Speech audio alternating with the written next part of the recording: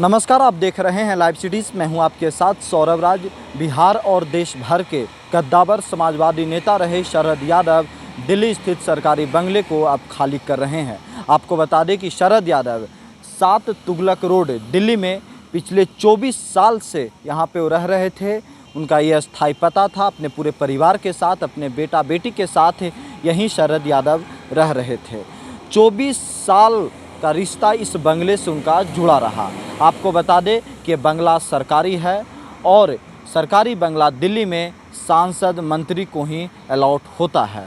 और आज के समय में शरद यादव न सांसद हैं न मंत्री, इसलिए उन्हें ये बंगला खाली करना पड़ रहा है। आपको बता दें, शरद यादव बिहार देश भर में उनका एक अपना कद था। तमाम सरकार में वो मंत्री रहें, सांसद रहें, लेकिन आज के समय में वो कुछ भी नहीं है।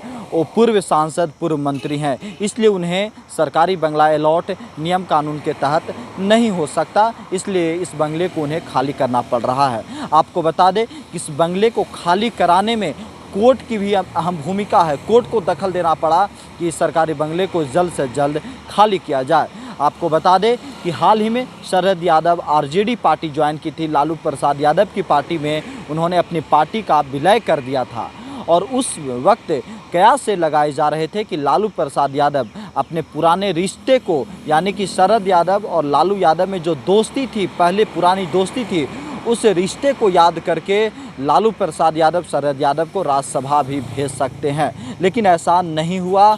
लालू प्रसाद यादव की पार्टी में उनका पार्टी विलय भी कर गया, लेकिन उनके हाथ कुछ नहीं लगा।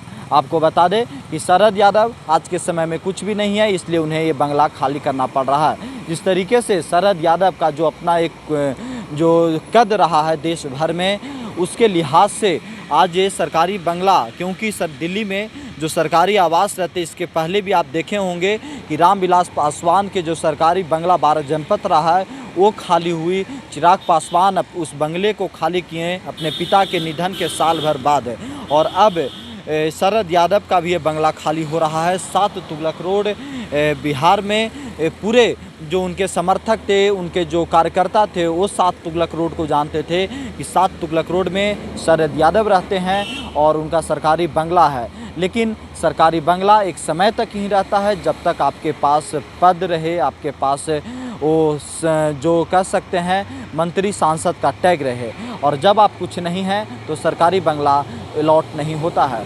अब देखना ये होगा कि जिस तरीके से जो शरद यादव का जो एक लेगेसी रहा है, जिस तरीके से वो काम करते रहे हैं, एक समाजवादी पहचान रही है देश भर में, ये बंगला खाली करने के बाद कहाँ वो जाते हैं ये अभी तक स्पष्ट नहीं हुई है। उनकी तबीयत भी काफ़ी ज़्यादा खराब आजकल चल रही है, वो स्वस्थ नहीं है, इसलिए ये और उनके कार्यकर्ताओं के लिए, उनके समर्थकों के लिए एक भावुक क्षण होगा।